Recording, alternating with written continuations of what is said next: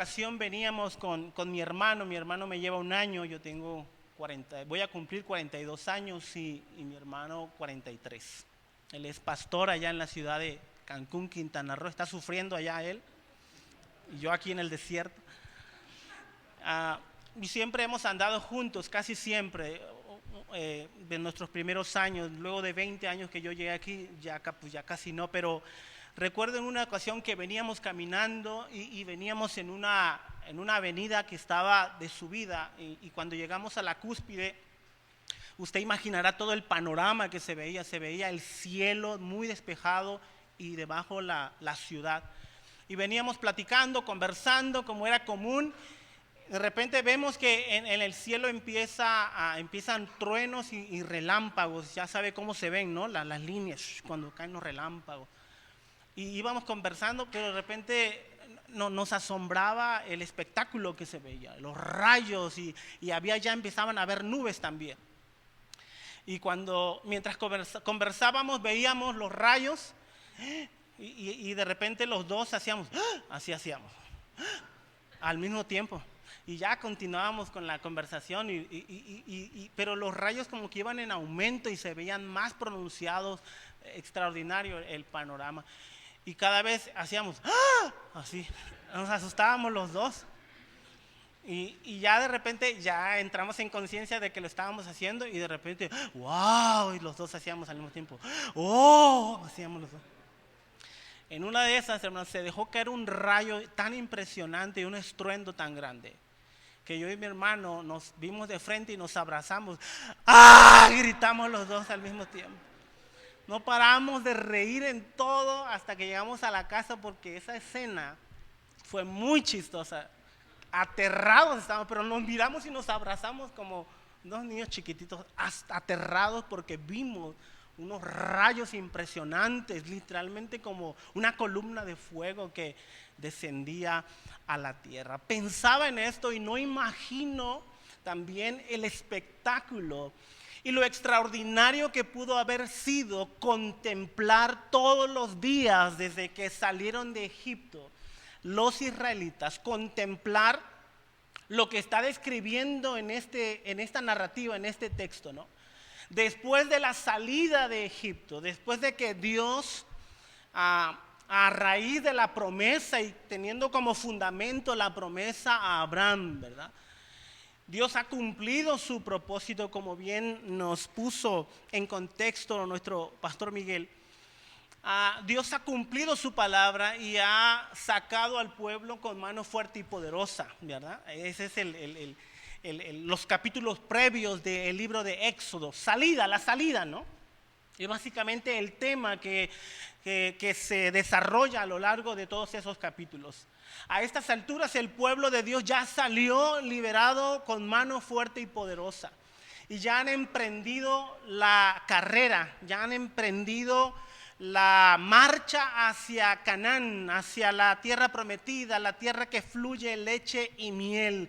Y es ahí donde el capítulo 13 continúa esta narración. Ya están avanzando y de repente Dios hace algo inusual, ¿no? En vez de ponerlos, hay un mapa por ahí, no sé si me quieran, bueno, creo que todavía no se ven las diapositivas, pero nada más quería mostrarles un mapa, porque precisamente en este texto dice que Dios intencionalmente está cuidando. Obviamente ya lo estamos viendo de muchas maneras, pero adelante un poquito, adelántale por favor. De repente Dios está cuidando, te das cuenta que Dios está cuidando al pueblo, porque intencionalmente no lo lleva por el camino que en ese sentido sería el mejor camino, el más corto, ¿no? Un camino transitado, el camino que todo el mundo cruzaba para ir. Bueno, ahí está, mire, ¿sí? Ellos obviamente debieron de haber cruzado por todo el Mediterráneo, ¿verdad? Esa era la ruta directa, ¿no? Por donde en teoría o usando la lógica, bueno, Dios los hubiese llevado saliendo de esa parte, ¿no? De Gosén, de todo esto. La idea es que Dios los cruzara por allá arriba, por todo el Mediterráneo, pero pero Dios tiene una intención y tiene un propósito. Entre tantos es cuidar el corazón y la mente de un pueblo que está saliendo de la esclavitud y sabe que al cruzar por esa avenida corta habría una serie de dificultades que podrían desanimar el corazón del pueblo. Estaban ya los enclaves filisteos allí, por supuesto muy avanzados también en la guerra y todo esto, y un pueblo que viene saliendo apenas, obviamente iban a desanimar y a desalentar el corazón del pueblo. Y Dios dice, si ellos ven toda esta amenaza, van a tener miedo y van a querer regresarse otra vez, ¿no? El Señor conoce el débil corazón de su pueblo, así que intencionalmente cambia en este caso el camino y lo lleva por el camino, dice que a dar una rodeada por el camino del desierto en dirección al Mar Rojo. Allí en esa área donde dice Sucot, ahí está, los regresa al desierto y todo parece indicar que los está acorralando de manera intencional el Señor, pues tienen el desierto y enfrente tienen el Mar Rojo y no hay salida. Es algo inusual y es ilógico al mismo tiempo. Pero obviamente sabemos la intención de Dios, ¿no? El punto es que Dios está revelando en estos acontecimientos su carácter, ¿no? Dios está revelando su salvación, su redención. Y dicho sea de paso, sabemos hoy en día que el Éxodo es el modelo o el paradigma de la redención que Dios va a llevar a cabo a través de la persona de Jesús. Por eso el Éxodo es de importancia capital a lo largo de todas las Escrituras. Es uno de los eventos históricos que se va a estar mencionando a lo largo de todos los libros de la Biblia, ¿sí? Desde el Pentateuco, que obviamente lo narran como tal, los libros históricos ni se diga, la poesía también, y los profetas siempre van a tener como fundamento de su proclamación la gran redención de Dios obrada aquí en el Éxodo. Es decir, esto que está sucediendo aquí, repito, es de importancia capital para la obra de redención que Dios va a hacer, porque este Éxodo, esta salida y esta liberación, repito, se convierten en ese modelo de redención, en ese paradigma de lo que va a ser la redención en Cristo Jesús en toda su magnitud o en toda su plenitud. Por eso es muy importante lo que Dios está haciendo y lo que Dios está dando a conocer en estos acontecimientos, en todas estas narraciones. Así que nos pone en contexto, nos dice la razón por la cual ellos toman un camino diferente, la forma en la que salen también, y al mismo tiempo conectando con la promesa de Abraham, ¿no? Y lo que Dios se había dicho a través de los padres, Abraham, Isaac, Jacob, José, y al final José, entendiendo que por la fe Dios va a visitar al pueblo y dice, cuando yo muera mis huesos los quiero que los lleven con ustedes cuando Él nos visite y nos ayude. Está conectando los acontecimientos porque sabe que nada Dios está sacando de la manga, como dicen, está obedeciendo al plan que ya previamente ha anunciado, ha proclamado y ha prometido, y está simplemente cumpliendo ese plan. Por eso está conectando estos pequeños detalles que tal vez para nosotros no son de tanta importancia, pero para quien está leyendo por primera vez son muy importantes.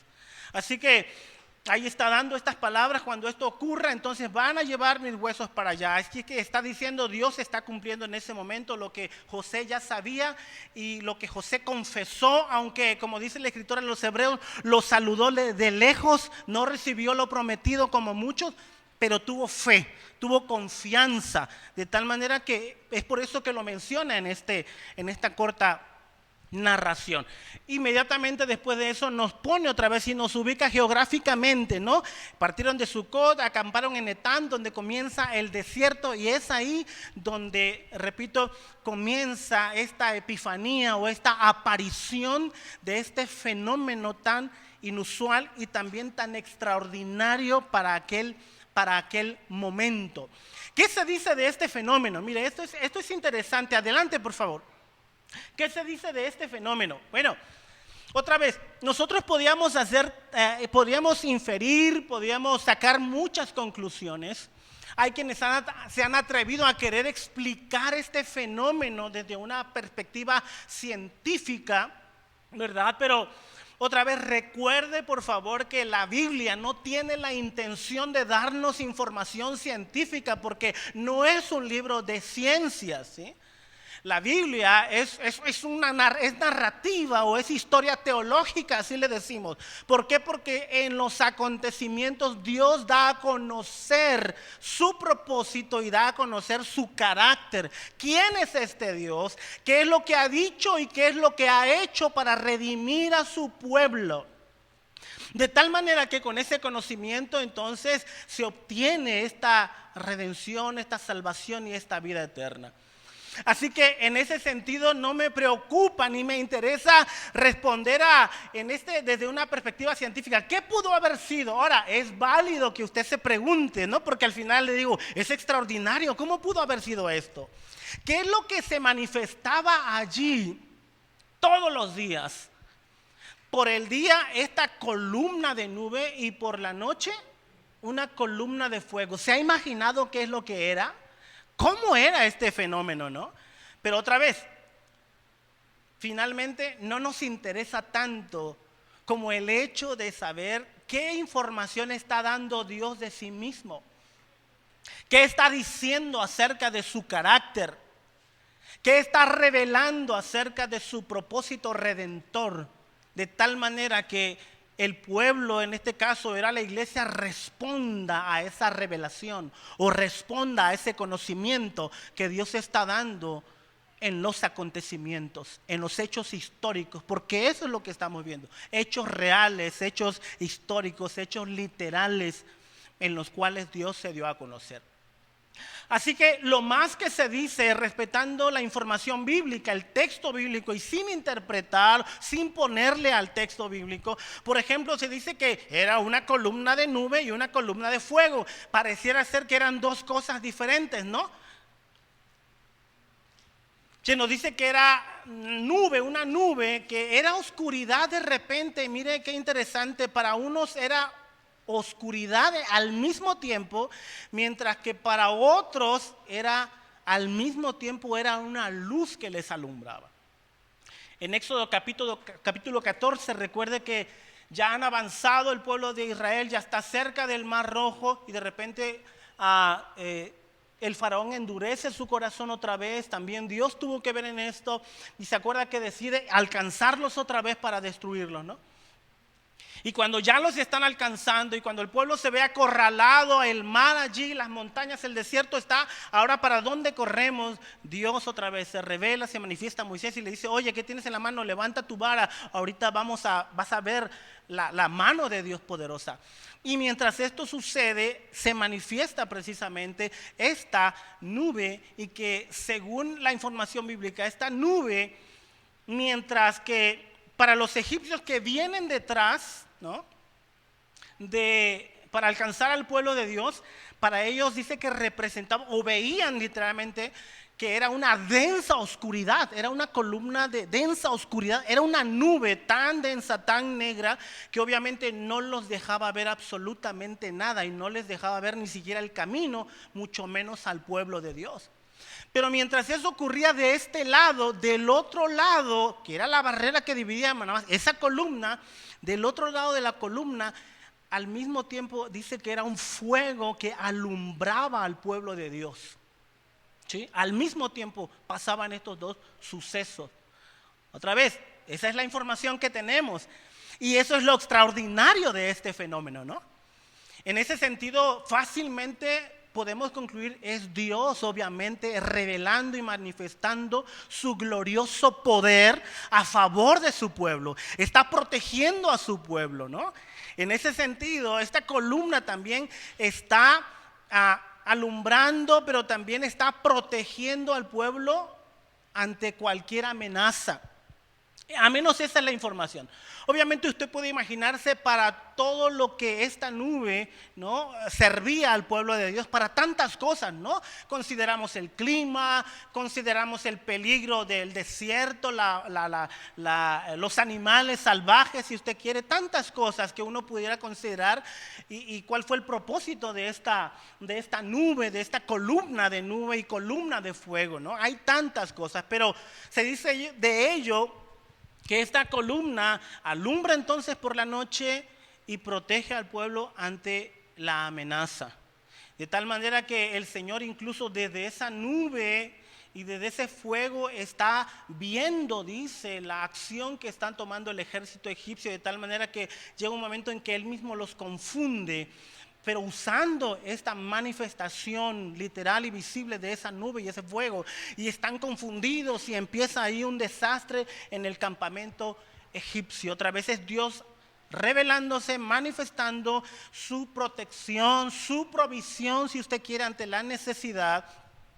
Y también se dice que una de las utilidades, y aquí lo podemos ver, de esta columna de nube y de fuego, es que mientras el pueblo está peregrinando una vez que sale de Egipto, esta columna de nube y de fuego está dándole dirección al pueblo de Dios en medio del desierto. ¿Sí? Éxodo 40 principalmente y Números capítulo 9, cuando el pueblo ya emprende la marcha después del monte Sinaí, dice y explica literalmente que mientras que la nube de día se posaba y descendía, dice, sobre el campamento, Israel entendía que era momento de parar y de acampar. Y mientras esa nube no se moviera, no se alzara, ellos entendían que era el tiempo de estar simplemente acampando allí y obedeciendo y haciendo vida en relación con Dios. Dice que podían pasar un día, a veces podían pasar semanas, meses o a veces hasta 1 o 2 años sin que esa nube subiera para dar la marcha, ¿no? Entonces, y el pueblo de Dios entendía que principalmente era la forma en la que Dios estaba dirigiendo su camino, su peregrinaje, de tal manera que obedecían a la nube en cuanto se alzaba o en cuanto se bajara. Textualmente, Número 9:18 lo explica de esta manera, y también el libro de Éxodos 40:36. Eso es ese fenómeno, y en la narración que nos presenta podemos ver que finalmente esa es la utilidad y sobre todo la forma en la que Dios se está mostrando y revelando en esa manifestación para dirección, para protección y para suplir necesidades muy específicas en su pueblo. Pero quiero avanzar más allá porque no solamente podemos reducirlo, por supuesto, ¿no?, a esta utilidad, esa manifestación, esa epifanía, esa aparición gloriosa de esa nube y de ese fuego que estaban allí. Adelante, por favor. Además de eso, vamos a verlo en todo el libro, ¿verdad? Todo el libro en un conjunto nos da también una información muy importante y muy certera acerca de qué es lo que es y qué representa, ¿no?, esta manifestación. No me gusta esa palabra, pero la voy a usar, sobrenatural, ¿no?, de Dios allí. Y no me gusta porque usted sabe que está muy trillado hoy en día ya. Pero ¿qué representa y de verdad qué información está dando? Porque eso es lo que nos interesa a nosotros. ¿Qué está diciendo acerca de Dios y acerca de los planes que Él tiene para toda su humanidad? Y lo que nos encontramos es que en el libro de Éxodo, precisamente en este libro y en todos esos capítulos, uno de los temas que imperan a lo largo de todas las narrativas es precisamente el tema de la presencia de Dios. A lo largo de todas las narrativas, desde que comienza el libro hasta que termina el libro, usted se da cuenta que el tema de la presencia de Dios revelándose, manifestándose y al final estando en medio de su pueblo, es uno de los hilos conductores que podemos ver en ese libro, y esto es lo magnífico en todo ello. De tal manera que, por ejemplo, desde el capítulo 3, ahorita el pastor Miguel compartió acerca de ello, ¿no?, de esa manifestación del llamamiento de Moisés. Comienza en el capítulo 3. ¿Y cómo comienza? Otra vez, la zarza ardiente, ¿se acuerda? Dice que realmente era un fuego abrasador que estaba allí. Fue lo que llamó la atención de Moisés y fue a ver. Y cuando se da cuenta, ese fuego se posa sobre una zarza y no la consume. Obviamente hay información ahí que Dios está dando, ¿no? Pero ya desde allí, note por favor que esta imagen, este símbolo, si usted quiere, este signo de fuego y nube densa ya está siendo relacionado íntimamente con la revelación y la manifestación de la presencia de Dios. Eso es bien importante. Moisés fue este fuego y en medio del fuego la voz de Dios que ya se posó sobre la zarza, diciéndole: Moisés, aquí estoy, ten cuidado, es mi presencia. Estamos de acuerdo con esto. Ahí está Dios, es la presencia de Dios, y ya desde ahí nos está dando esa información. Otra vez, más que mera utilidad, no centrémonos solamente, avancemos en el propósito de esta manifestación y de esta revelación. Entonces, luego en el monte Sinaí también usted sabe que esto pasó, ¿verdad? Capítulo 19, versículos 9, 16 y 18. Recuerde que el pueblo ya está en el monte Sinaí y Dios se manifiesta ahora en el monte, ¿verdad? En el monte Sinaí se revela. Y están las mismas también símbolos, los mismos signos también visibles allí. Una densa nube que desciende, espesa, dice, sobre el monte. Y dice Moisés que era Dios que estaba descendiendo allí. Y en medio de eso también menciona un fuego abrasador, dice, que estaba alrededor de esa gran montaña. Y él expresa que esa nube densa que descendía y ese fuego abrasador, dice que Dios estaba allí manifestando y revelando su presencia. Y es desde esa nube densa y desde ese fuego abrasador donde Dios da información, donde Dios habla, donde Dios se comunica, en este caso con Moisés, para dar su revelación, su voluntad. En este caso, los mandamientos, ¿se acuerda? Luego de que el pueblo ya salió, ahora les va a dar los mandamientos y les va a establecer la norma de vida o el estilo de vida que desea que lleve su pueblo para que manifieste y revele en su vida el carácter de este Dios santo, ¿no? Así que ahí vienen en el contexto los mandamientos y todas las estipulaciones que vienen precisamente que no hacen más que revelar el carácter santo y único de este Dios. Por eso este pueblo debe de vivir de esa manera. Y ahí están todos esos artículos, todas esas leyes, ¿no? Porque van a normar la vida de un pueblo que ahora pertenece al Señor, ¿no? Y con el cual va a ser un pacto, es decir, va a iniciar una relación. Y en esa relación Él se va a convertir en su Dios y esos van a ser su pueblo, ¿no? Relación, ¿verdad? El pacto, ¿no? Ahí está otra vez este concepto de pacto. Así que ahí está Dios revelando y manifestando su presencia de manera muy visible y literal a través de, repito, esa nube densa y ese fuego abrasador. Luego uno avanza en el capítulo 24 y también Dios en ese mismo monte hace exactamente lo mismo, pero ahora manda llamar a Moisés, manda llamar a los levitas, manda llamar a los ancianos, más de 70 ancianos los que gobernaban, a los líderes, y les dice que se acerquen al monte y les va a dar instrucciones también para que lideren conforme al carácter de Dios. Y una vez más Dios se va a manifestar exactamente así, hermanos, con estos signos o símbolos visibles que es la nube densa y el fuego abrasador de Dios. Otra vez, presencia de Dios allí, ¿sí? Es la presencia de Dios manifestada, revelada, y una presencia que está hablando y diciendo.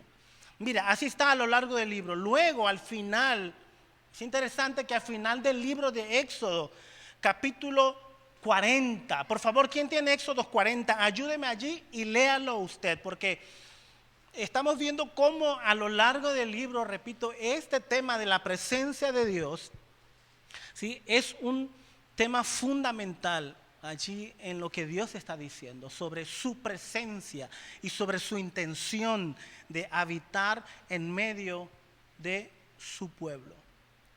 ¿Qué dice? ¿Quién tiene Éxodos 40, 34, 35? Adelante, por favor. Entonces una nube cubrió el tabernáculo de reunión, y la gloria de Jehová llenó el tabernáculo.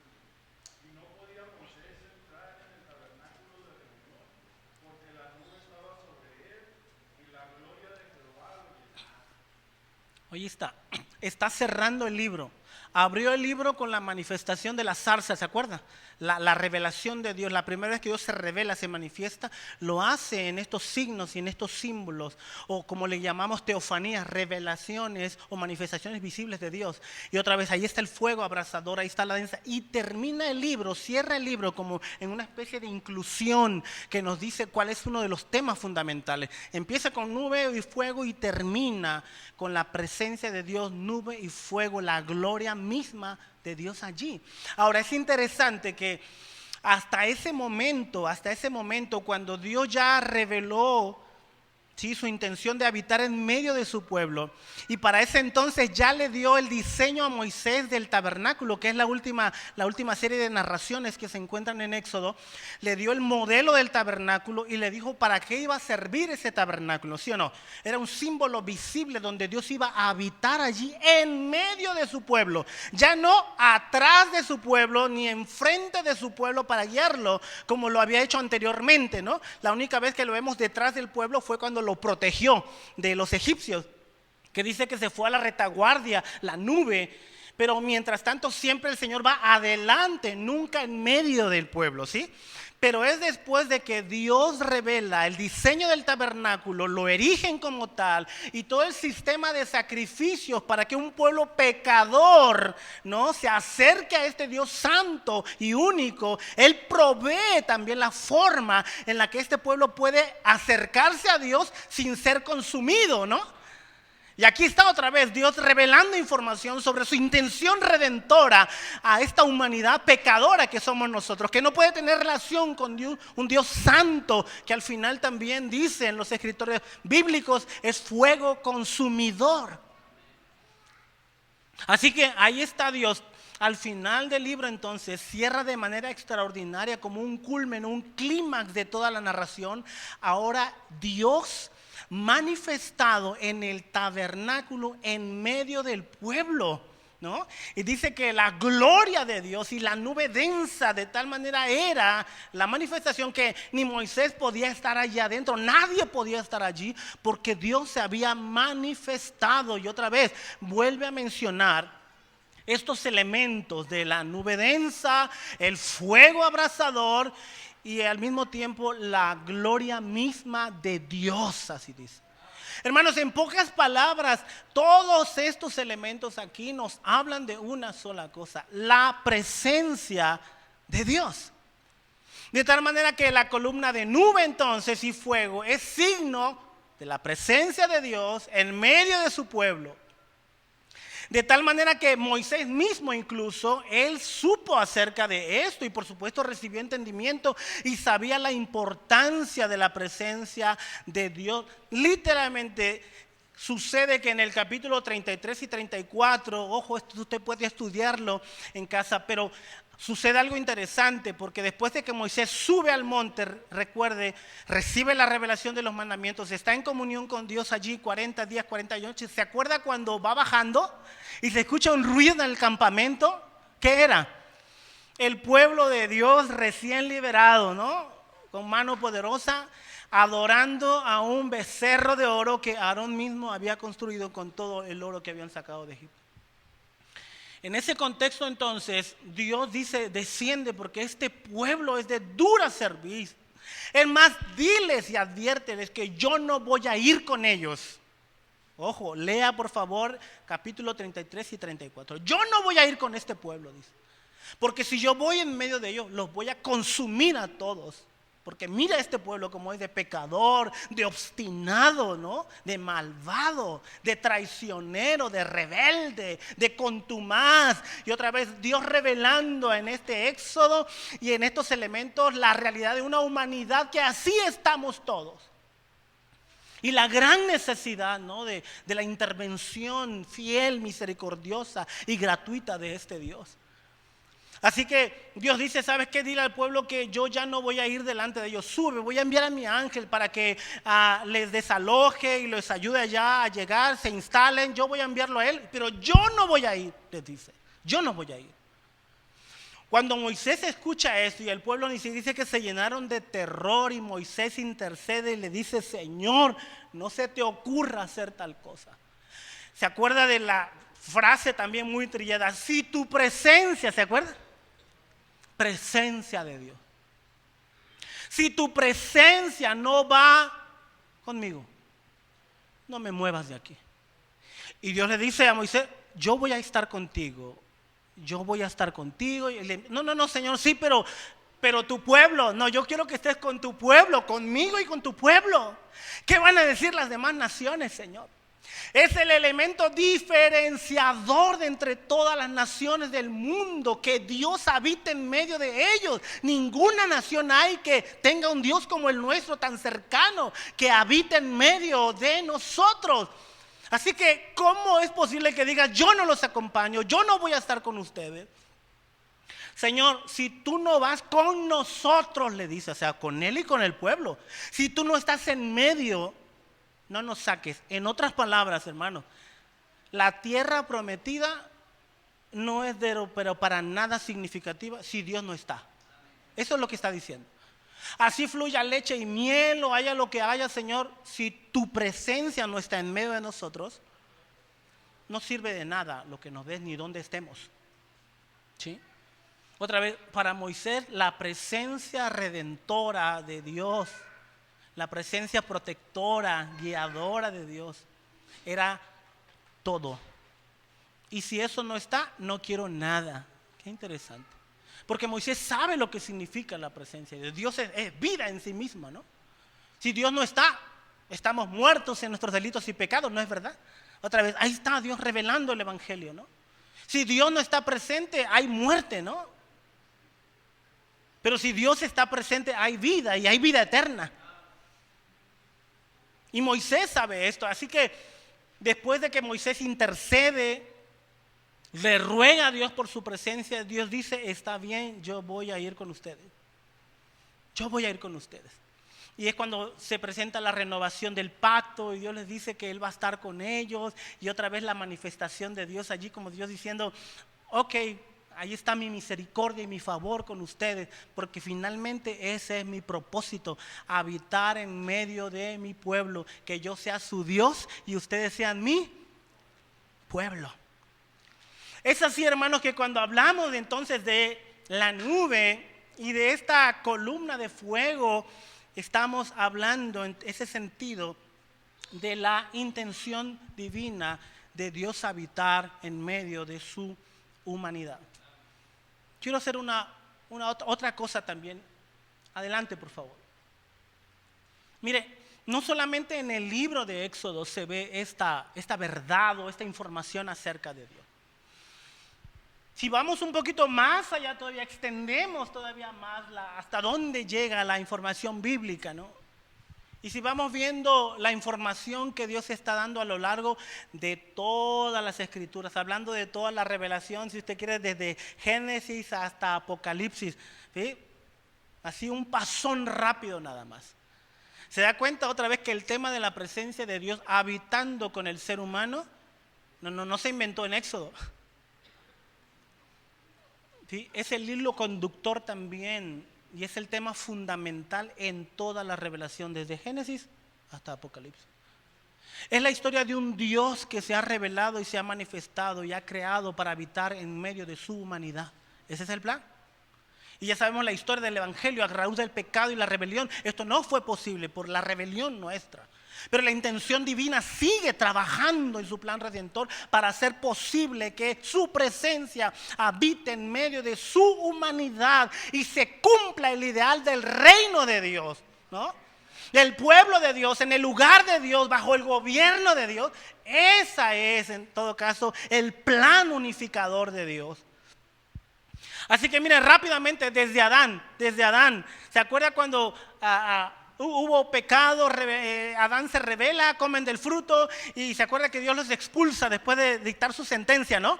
Y dice que había querubines, ¿se acuerdan? Los querubines también siempre están allí sirviendo en la presencia de Dios. Cada que hay querubines hay presencia de Dios y está muy relacionado con el tema de la presencia de Dios. Y dice que puso querubines alrededor del Edén para guardar que no entraran allí, ¿no?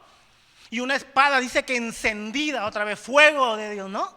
Otra vez, note estas imágenes, por favor. Luego vamos corriendo y Abraham también. Con Abraham vamos con los eslabones significativos en toda la revelación bíblica. Dice que Abraham, en el capítulo 15, es interesante porque Dios hace un pacto con Abraham, lo confirma y le dice que va a tener su hijo. ¿Se acuerda? Y es ahí donde da información acerca del pueblo que va a ser esclavizado por 400 años, pero después de 400 años Dios los va a visitar. Bueno, eso ya lo saben, ¿verdad? Y dice que mientras él estaba en el sacrificio con los animales partidos, de repente dice que un horno humeando y una antorcha de fuego se paseaba por allí en medio de los animales. Otra vez, la presencia de Dios manifestada y revelada de esta manera, ¿no? Los mismos elementos. Vamos más adelante, Moisés ya lo vimos, ¿no? Otra vez Dios siempre relacionándose, tomando a su pueblo para ser suyo y habitando él. Dice que en ese instante la nube cubrió, ya vimos este texto central, ¿no? Capítulo 40, así cierra otra vez la presencia de Dios, la nube, la gloria de Dios y esa apariencia de fuego que estaba allí. Vamos más adelante, avanzamos en la revelación bíblica y tenemos ya el periodo de los reyes inaugurado por David, ¿verdad? El rey conforme al corazón de Dios previo a Saúl. Pero recuerden lo significativo que pasó allí. ¿Qué pasa con David y Salomón específicamente? ¿Qué se construye? El templo, ¿verdad que sí? Símbolo y también de la presencia de Dios. Otra vez, la intención de Dios. Yo seré tu padre y él será mi hijo y yo habitaré en medio de ellos. Cuando erigen el templo, cuando lo construyen y lo dedican, se manifiesta otra vez la presencia de Dios. Dice que una nube densa cubrió de tal manera que no podían ministrar y la gloria del Señor llenaba toda la casa. Otra vez, presencia de Dios en un momento histórico crucial también de la historia. Avanzamos más adelante y después ya sabe, después de Salomón viene la división del reino, otra vez el juicio de Dios por el pecado, otra vez una humanidad en continua rebelión. Allá lo que Dios va a hacer para que por fin haya un pueblo fiel, ¿no? Cambiar el corazón, ¿verdad? Escribir la ley en la mente, ¿no? Ahora y en el corazón para que haya un pueblo fiel que responda a la presencia de Dios con fidelidad. Pero mientras eso sucede, Dios está hablando acerca de un pueblo que no está valorando su presencia y la está rechazando y cambiándola por ídolos vanos. De tal manera que viene, ya sabe, viene el exilio, ¿no? Las 10 tribus primero, luego al final las otras 2. Y los profetas, un profeta como Ezequiel, es interesante que en ese periodo ya de exilio, Ezequiel en una visión mira cómo literalmente la presencia de Dios, la gloria de Dios, ¿qué es lo que hace? Se levanta, ¿para qué? Para marcharse e irse y ya no volver. Más adelante él va a recibir otra visión en el capítulo 43, donde esa misma presencia y esa gloria vuelve a entrar por la misma puerta que salió, vuelve a regresar. Y él estaba anunciando la venida del Señor precisamente tiempo más adelante.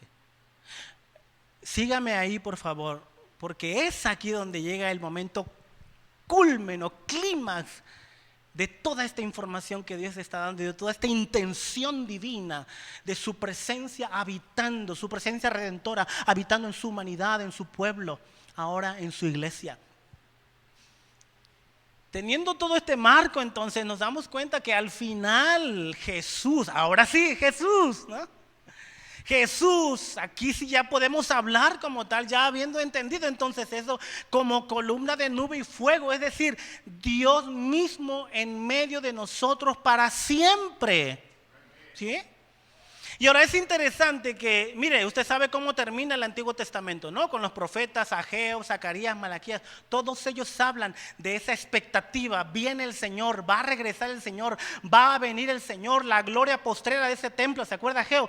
Va a ser mayor que la primera, la gloria, presencia de Dios en el templo. Y él está expectante, eso viene, ¿cuándo?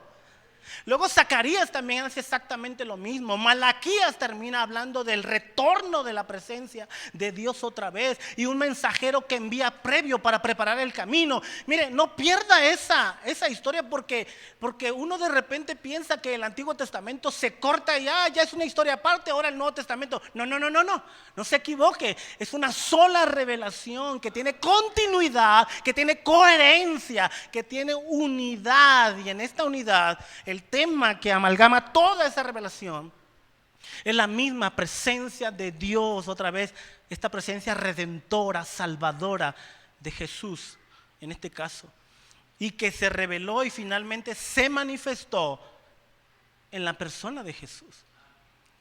Cito textualmente a este erudito del Nuevo Testamento, N.T. Wright, dice: los 4 evangelios, porque así comienza el Nuevo Testamento, ¿no? Los 4 evangelios cuentan la historia de Jesús como el punto culminante de la historia de Israel. Otra vez, viendo que todo es una secuencia y una historia que se está narrando para que llegue a su clímax. En ese sentido, los evangelios están escritos conectados a las expectativas sobre el Dios de Israel que por fin regresa otra vez para traer salvación, ya no solamente a un pueblo, sino a toda la humanidad. A toda la humanidad. Así que mire, ¿por qué cree que Mateo comienza presentando a Emanuel? ¿Se acuerda? Y llamará su nombre, capítulo 1, Emanuel, que significa Dios volvió. Dios regresó. Se había ido, pero regresó. Y para salvarnos ahora sí, completamente, eternamente y para siempre ha regresado. Por eso se celebra tanto esto. Y mire, el Evangelio de Mateo así termina, capítulo 28 de Mateo. ¿Cómo termina? Y he aquí, yo estoy con vosotros hasta el fin del mundo. Presencia de Dios redentora en la persona de Jesús. Marcos ni se diga, Marcos también tiene este entendimiento de esa secuencia y de esa historia que viene desarrollándose, y a Jesús como el clímax de esa presencia redentora de Dios, de tal manera que comienza en su corto evangelio, comienza con el bautismo, inmediatamente citando profecías como Isaías 40, 52 y Malaquías 3, que hablan precisamente de la expectativa de la venida del Señor y previo al que iba a preparar el camino. Marcos sabe esto. Y Juan ni se diga, ¿no? ¿Cómo comienza Juan? Presentando a Jesús como ¿quién? El Dios, ¿verdad? ¿Te acuerdas ese texto tan famoso? Y el verbo se hizo y habitó entre nosotros. Interesante que este verbo griego tiene que ver con, y tiene la imagen en Juan del tabernáculo, no del templo, sino de aquella carpa que por primera vez se erigió allá en Éxodo. Esa es la palabra que usa aquí, que Dios vino a poner su carpa otra vez. Y el verbo se hizo carne y habitó, es decir, puso su carpa, puso su tabernáculo otra vez. Vino otra vez para salvar, para redimir. Plantó su tienda entre nosotros. Y ojo, otra vez cómo conecta. Y vimos, ¿qué vieron? La gloria de Dios. ¿Sí? Otra vez la gloria de Dios, la presencia de Dios. Pero ahora de manera plena. Ahora esta presencia redentora, salvadora a través de la persona de Jesús, crucificado, resucitado y ascendido también. Entonces por eso nosotros podemos hacer esta proclama, ¿no? Por eso podemos hacer esta aseveración, esta afirmación. Jesús definitivamente, por supuesto, que es nuestra columna de nube y fuego, porque es Dios en medio de nosotros, pero para siempre. Ya no para ir y venir, no, ya no. Es para quedarse para siempre. Para siempre. Termino, hermano. Jesús es nuestra columna de nube y fuego, la presencia de Dios entre nosotros hasta la eternidad. Jesús finalmente es nuestra protección, provisión y guía, ¿no? En él se cumple ese gran símbolo allá del Antiguo Testamento. Él hizo todo eso, pero usted sabe que lo hizo elevado a la 4ª potencia, ¿no? Él lo hizo de manera más extraordinaria y plena. Nos protegió, nos proveyó y nos guía a la presencia misma de Dios. Directamente ya. Fue gracias a su muerte, resurrección y ascensión. Es por eso que ahora tenemos su palabra y su espíritu. Ya no una columna, ¿no? Ya no, como dijo Miguel, no esperemos la zarza ya. No esperemos la columna, no. Tenemos las escrituras aquí reveladas, que son guía para nosotros. Tenemos el Espíritu que nos da entendimiento para interpretar las escrituras. Él nos asegura que estará con nosotros, ¿cuándo? Todos los días mientras transitamos ese desierto como el pueblo de Israel. Y no solamente cuando cruzamos, hasta toda la eternidad. Mire, quiero que nos pongamos de pie y leamos, por favor, para cerrar. Apocalipsis capítulo 21, 1 al 4. Acuérdense que es el cierre de todo ya ¿verdad? El Apocalipsis, de toda la revelación, de toda la historia. Ya es el final, el gran final, ¿no? A que abre paso a la eternidad. Capítulo 21, versículos 1 al 4. ¿Qué dice, por favor? Leámoslo juntos a la de 3. Apocalipsis 21, 1 al 4. Dice así en el nombre del Señor. 1, 2, 3.